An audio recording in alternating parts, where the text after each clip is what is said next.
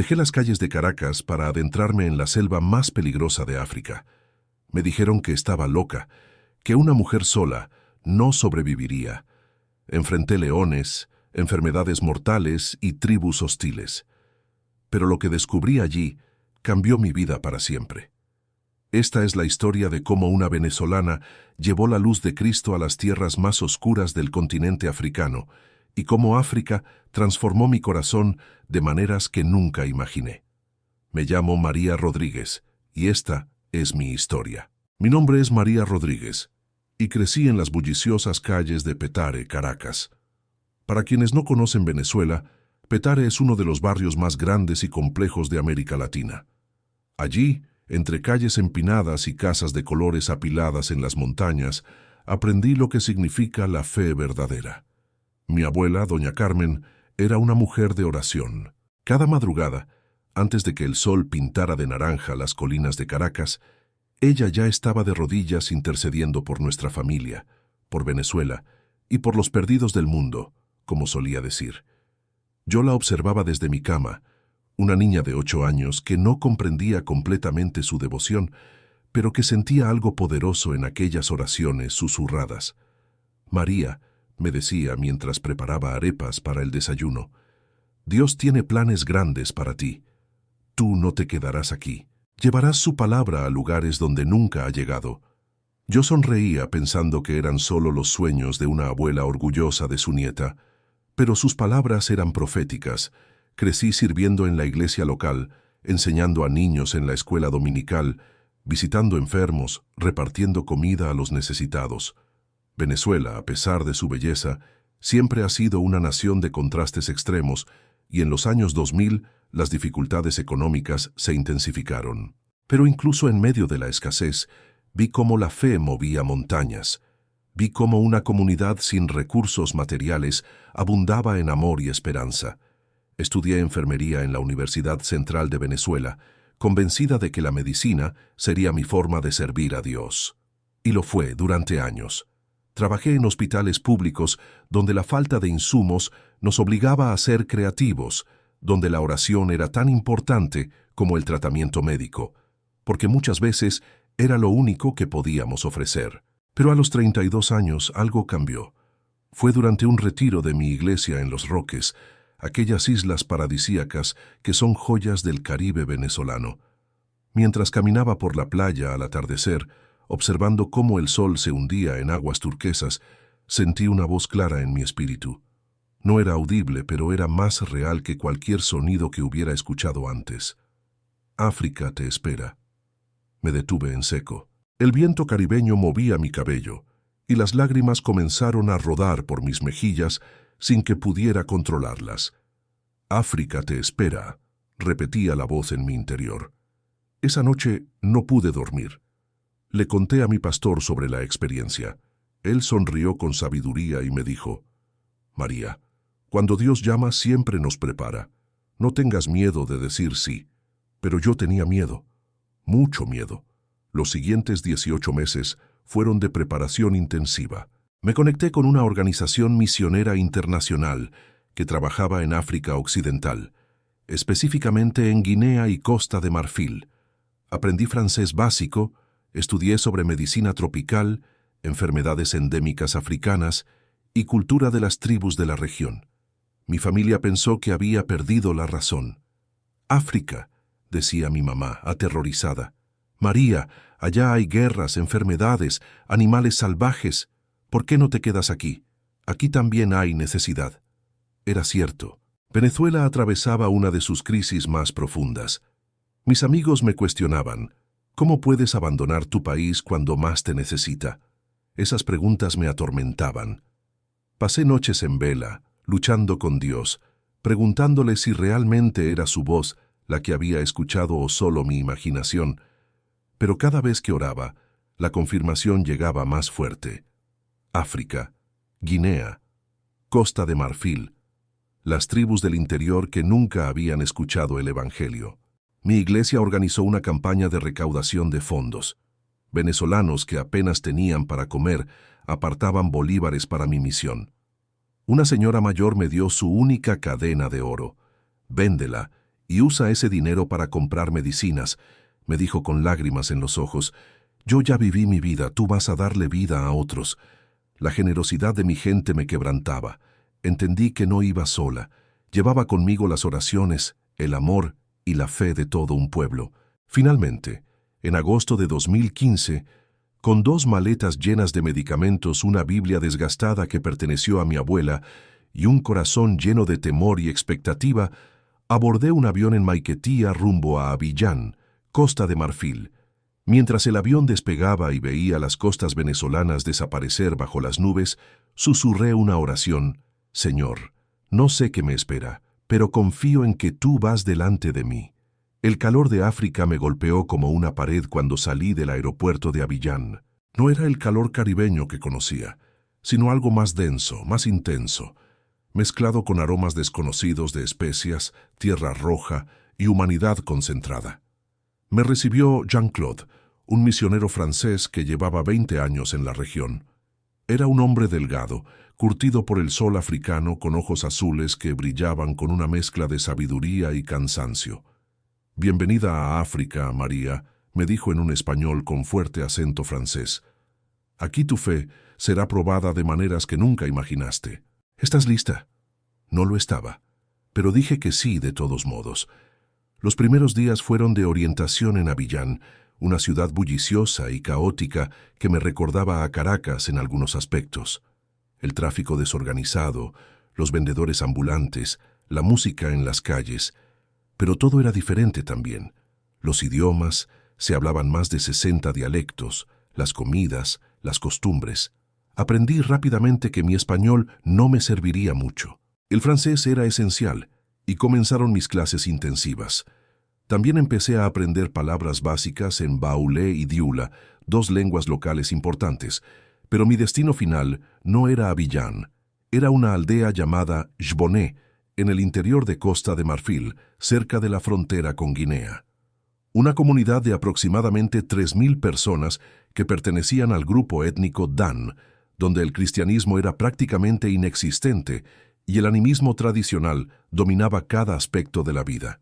2 semanas después de mi llegada, Jean-Claude, yo y otros 2 misioneros locales hicimos el viaje a Jboné. Fueron 12 horas por carreteras que pasaron de asfalto a tierra, de tierra a caminos apenas trazados en la selva. Vi paisajes de una belleza sobrecogedora, selvas espesas, ríos caudalosos, montañas verdes que se extendían hasta donde alcanzaba la vista.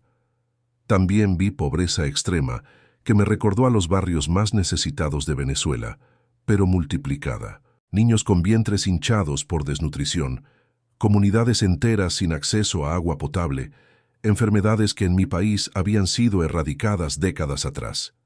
Cuando llegamos a Jboné al atardecer, la aldea entera salió a recibirnos. Niños corrían alrededor de nuestro vehículo tocando mis brazos, fascinados por mi piel más clara y mi cabello negro lacio, tan diferente al suyo. Las mujeres me observaban con curiosidad y cautela. Los hombres mantenían distancia, evaluándome. El jefe de la aldea, un hombre mayor llamado Kouamé, nos recibió con protocolo.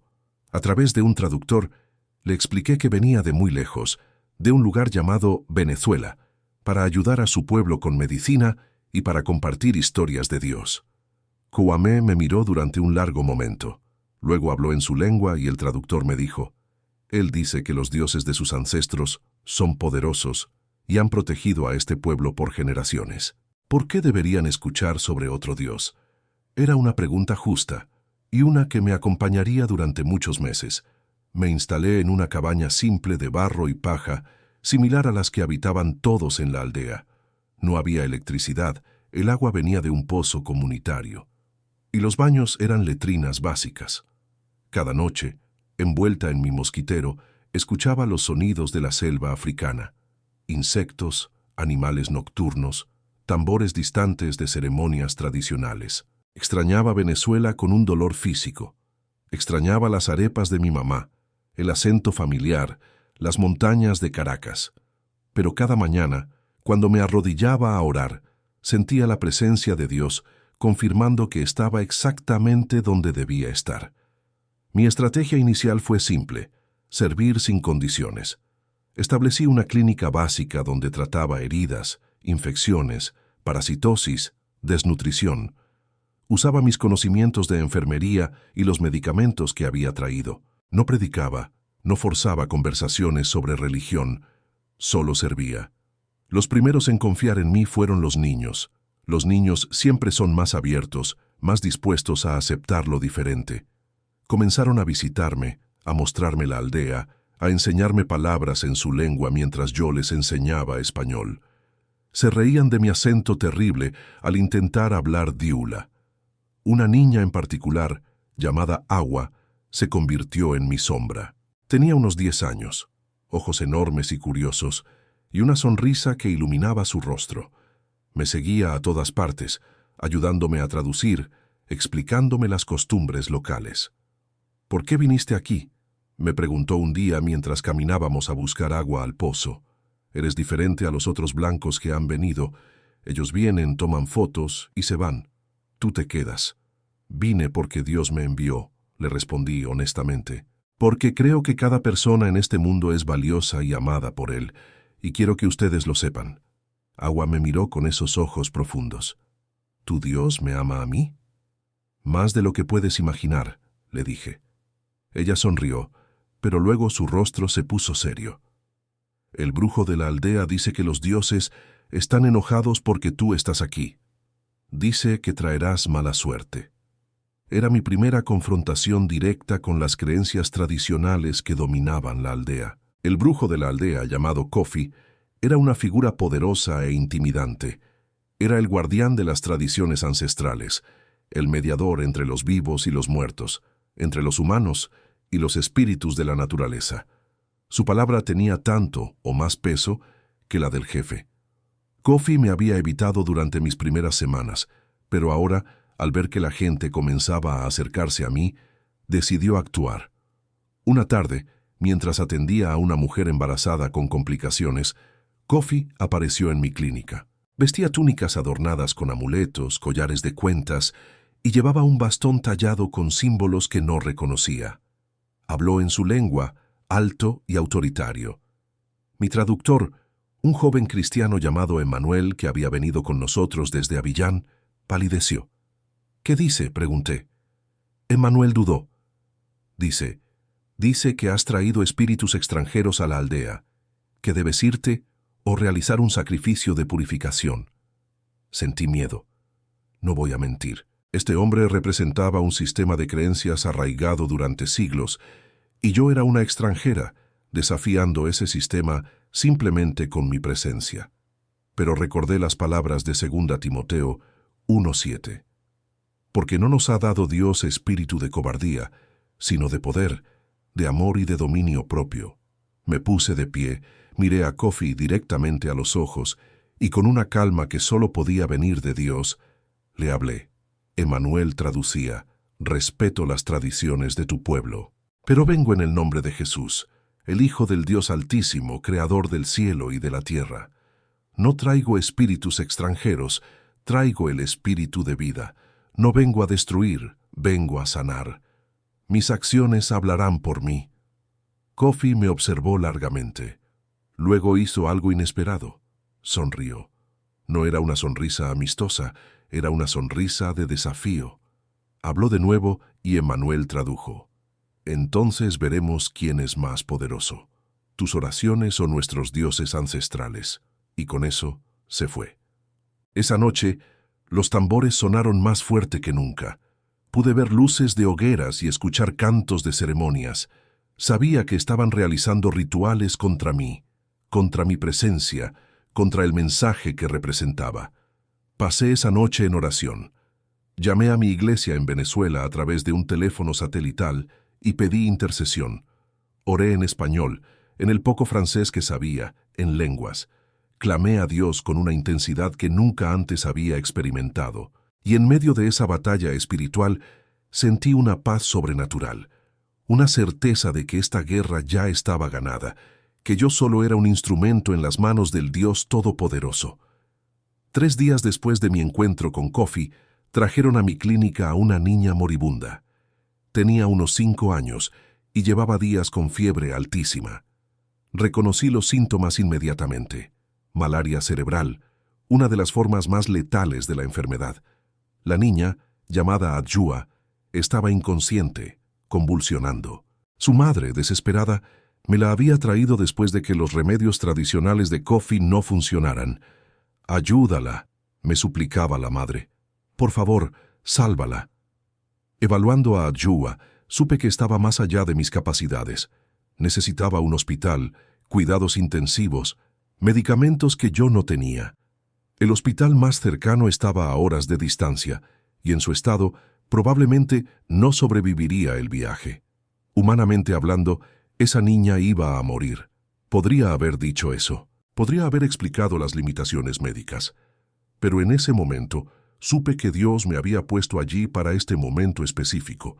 Esta no era solo una batalla médica, era una batalla espiritual. «Emanuel», le dije a mi traductor, «reúne a todos los creyentes de la aldea». Ahora, había tal vez 15 cristianos en toda la aldea de 3.000 personas, la mayoría conversos recientes de comunidades vecinas. Los reunimos en mi clínica, mientras la madre de Adjua sostenía a su hija moribunda. «Vamos a orar», les dije. «Vamos a pedirle al Dios de Israel, al Dios de Jesús, al Dios que creó a esta niña, que muestre su poder y su misericordia». Y oramos. Oramos como nunca había orado antes. Impuse mis manos sobre Adjua y declaré vida sobre su cuerpo, en el nombre de Jesús. Los otros creyentes clamaban en sus lenguas nativas. La madre, aunque no era cristiana, lloraba y repetía, «Amén, amén». No sé cuánto tiempo oramos. Tal vez 1 hora, tal vez 2. Y entonces, lentamente, las convulsiones de Adjua se detuvieron. Su respiración, que había sido irregular y superficial, se hizo más profunda, más estable. La fiebre comenzó a ceder. Abrió los ojos. «Mamá», susurró. La madre gritó de alegría. Los creyentes estallaron en alabanzas. Yo caí de rodillas, llorando, sabiendo que acababa de presenciar un milagro innegable. Para la mañana siguiente, Adjua estaba sentada, sonriendo, comiendo. No tenía explicación médica para lo que había sucedido. Debería estar muerta, o en el mejor de los casos con daño cerebral permanente, pero estaba completamente sana. La noticia se extendió por la aldea como fuego. La gente venía a ver a la niña milagrosamente sanada. Y todos querían saber sobre el Dios que había hecho esto. Kofi vino también. Miró a Adjua, luego me miró a mí. No dijo nada, pero vi algo en sus ojos que no había visto antes. Duda. Duda sobre su propio poder. Tal vez, incluso, el comienzo de fe. Los meses siguientes fueron de transformación increíble. La sanidad de Adjua abrió puertas que ninguna cantidad de predicación hubiera podido abrir. La gente quería escuchar sobre Jesús. Querían conocer al Dios que salvaba vidas cuando todo parecía perdido. Comencé a tener estudios bíblicos bajo un árbol grande en el centro de la aldea. Empezamos con 5 personas. En 2 semanas éramos 20. Al mes, más de 50. Les enseñaba las historias de la Biblia de manera oral, usando métodos que aprendí eran efectivos en culturas de tradición oral. Les contaba sobre Moisés y el Mar Rojo, sobre David y Goliat, sobre Daniel en el foso de los leones, sobre Jesús calmando la tormenta. Pero sobre todo les hablaba del amor de Dios, de cómo Jesús murió por ellos, específicamente por ellos, por el pueblo Dan en esta aldea perdida en la selva de Costa de Marfil. Les decía que no eran olvidados, que no eran insignificantes, que el Dios del universo conocía sus nombres y contaba los cabellos de sus cabezas. Para muchos de ellos, esta era una revelación impactante. Estaban acostumbrados a dioses caprichosos que exigían sacrificios, que se enojaban fácilmente, que podían bendecir o maldecir según su humor. La idea de un Dios que era amor, que se sacrificó a sí mismo por ellos, que ofrecía gracia gratuita, era revolucionaria. «¿No tenemos que darle nada?», preguntó una anciana. «No exige cabras o gallinas o dinero, solo tu corazón», le respondí. «Solo que creas en Él y le entregues tu vida». Lloraba mientras me lo contaban. Lágrimas de liberación, de alivio, de haber encontrado finalmente lo que sus almas habían buscado toda la vida sin saberlo. Los bautismos comenzaron. El primer grupo fue de 12 personas, incluyendo a Agua, la niña que había sido mi sombra desde el principio. Los bautizamos en el río que corría cerca de la aldea, cantando himnos en una mezcla de francés, diula y español.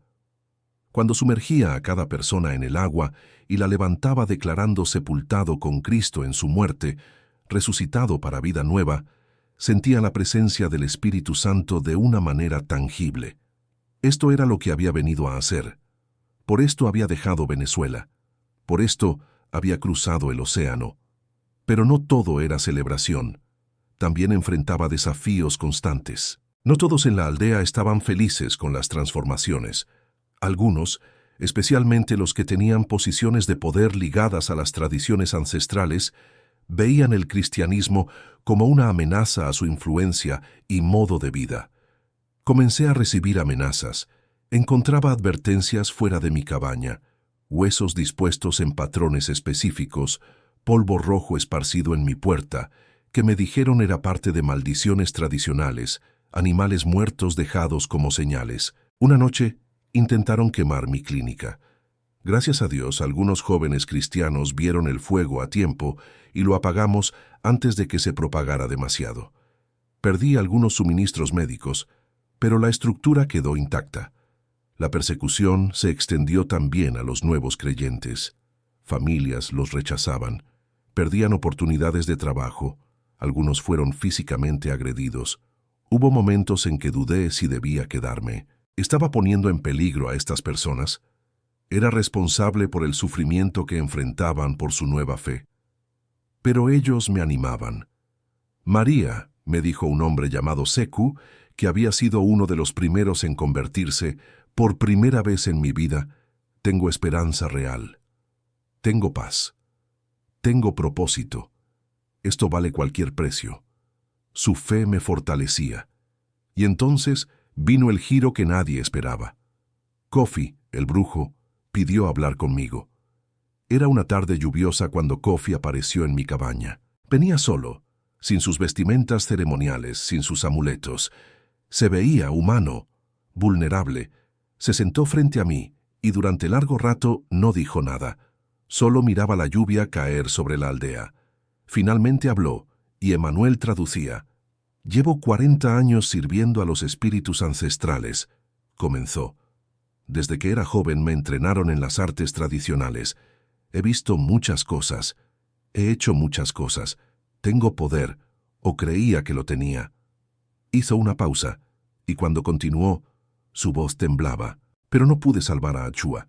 Intenté todo lo que sé, todos los rituales, todos los sacrificios, y ella empeoraba. Iba a morir. Yo lo sabía. Todos lo sabían». Me miró directamente a los ojos. «Tú oraste, y ella vive. No solo vive, está completamente sana, como si nunca hubiera estado enferma». «No fui yo», le dije suavemente. «Fue Jesús». «Lo sé», respondió. «He estado observando. He visto cómo la gente cambia cuando cree en tu Dios. Dejan de tener miedo. Dejan de vivir en terror a los espíritus. Tienen luz en los ojos». Se inclinó hacia adelante, con urgencia en su voz. «Quiero esa luz. Quiero ese poder. Pero más que eso, quiero paz. Llevo décadas sin paz, siempre temeroso de los espíritus que supuestamente controlo, siempre haciendo sacrificios para apaciguar fuerzas que nunca están satisfechas. Estoy cansado». En ese momento, supe que estaba presenciando algo extraordinario. Este hombre, que había sido mi mayor opositor, que representaba siglos de tradición y poder espiritual oscuro, estaba quebrantado delante del Dios verdadero. Jesús dijo: «Venid a mí todos los que estáis trabajados y cargados, y yo os haré descansar», le dije. «Él te recibe tal como eres. No importa lo que hayas hecho. Su gracia es suficiente». Kofi comenzó a llorar. No lágrimas silenciosas, sino sollozos profundos, años de dolor y oscuridad fluyendo fuera. ¿Él me aceptaría? ¿Después de todo lo que he hecho? Sí, le aseguré. Hay un ladrón que murió junto a Jesús. Había vivido una vida de crimen. pero en su último aliento creyó. Y Jesús le dijo, «Hoy estarás conmigo en el paraíso, nunca es demasiado tarde». Esa tarde, bajo el sonido de la lluvia africana, Kofi, el brujo más poderoso de la región, entregó su vida a Cristo. Oramos juntos durante horas. Renunció a todos los pactos espirituales que había hecho. Confesó sus pecados. Recibió el perdón y la gracia de Dios. La transformación fue inmediata y visible. Cuando salió de mi cabaña, su rostro era diferente. La dureza había desaparecido. Había paz. Al día siguiente, convocó a toda la aldea. Frente a todos, declaró su fe en Jesús. Renunció públicamente a las prácticas tradicionales. Quemó sus amuletos, su bastón ceremonial, todo lo que representaba su vida anterior. «He servido a espíritus que solo traen miedo», dijo. «Pero hay un espíritu que trae vida, y su nombre es Jesús. De ahora en adelante solo serviré a él». El impacto fue sísmico. Si el brujo, el guardián de las tradiciones, se había convertido, entonces este Dios cristiano debía ser verdaderamente poderoso. En las semanas siguientes, más de 200 personas entregaron sus vidas a Cristo. La aldea de Djiboné estaba experimentando un avivamiento. Kofi se convirtió en uno de los evangelistas más efectivos que he conocido. Conocía la cosmovisión de su pueblo mejor que nadie. Sabía cómo comunicar las verdades del Evangelio de maneras que resonaban profundamente con su cultura. Junto con otros líderes emergentes, comenzamos a plantar iglesias no solo en Djiboné, sino en aldeas vecinas. Los nuevos creyentes, llenos de celo, querían compartir lo que habían encontrado con sus familiares en otras comunidades. Entrenamos a líderes locales, tradujimos porciones de la Biblia a su lengua, establecimos escuelas donde los niños aprendían a leer usando las Escrituras. La transformación no era solo espiritual. Cuando las personas dejaron de gastar recursos en sacrificios y ceremonias tradicionales costosas, tuvieron más para invertir en sus familias. Cuando dejaron de vivir en temor constante a espíritus vengativos, encontraron energía para mejorar sus vidas. Implementamos programas de agricultura sostenible, sistemas de agua potable, educación en salud e higiene.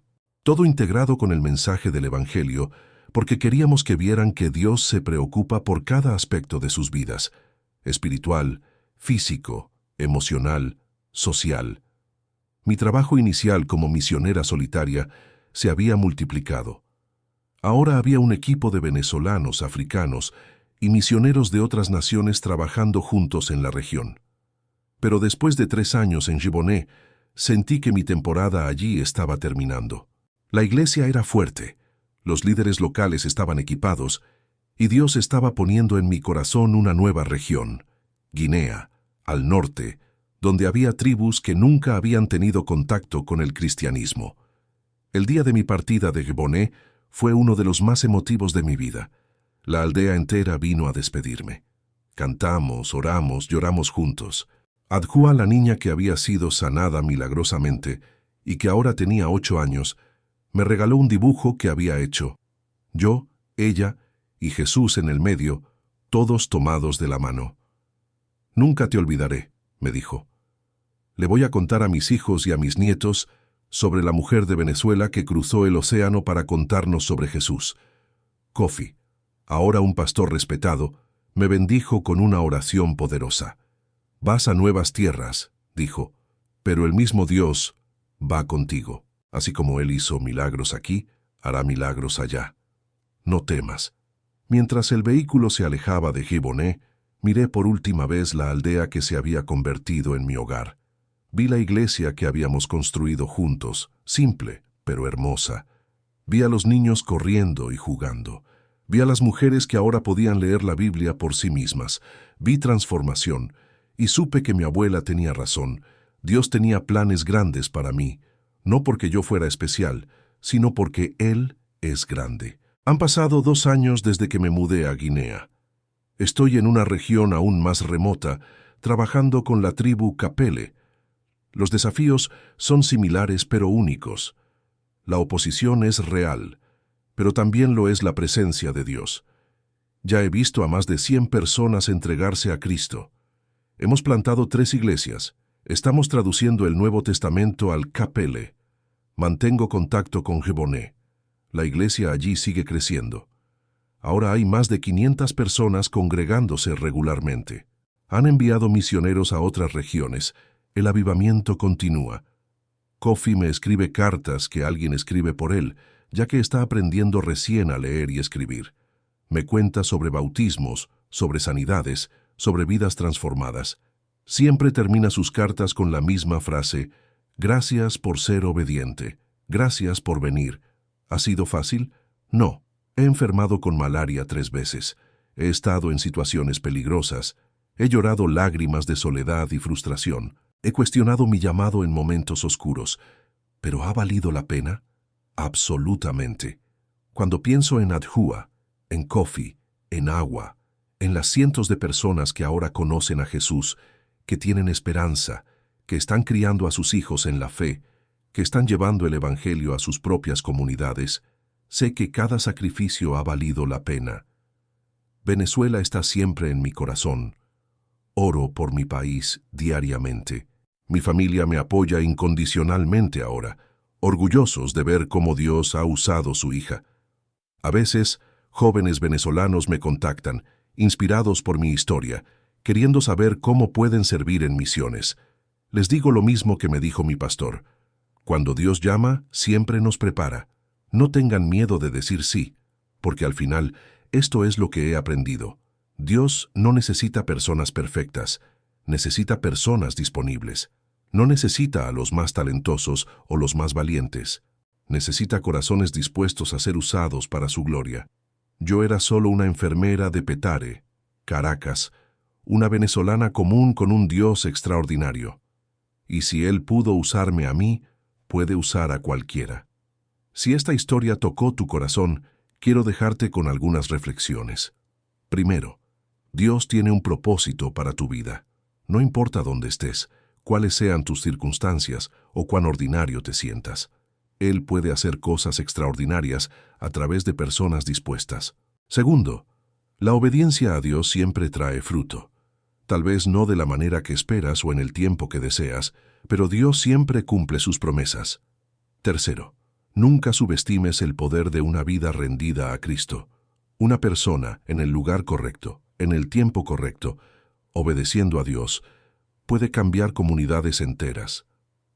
Mi oración es que esta historia no sea solo inspiradora, sino que sea un catalizador. Que alguien viendo esto sienta el llamado de Dios para las misiones, para servir, para ir más allá de su zona de confort. El mundo necesita más personas dispuestas a cruzar océanos, aprender idiomas, sacrificar comodidades, para llevar el amor de Cristo a quienes nunca lo han escuchado. Tal vez ese alguien seas tú. Y recuerda, con Dios todo es posible. Desde las selvas de Guinea, con amor, María Rodríguez.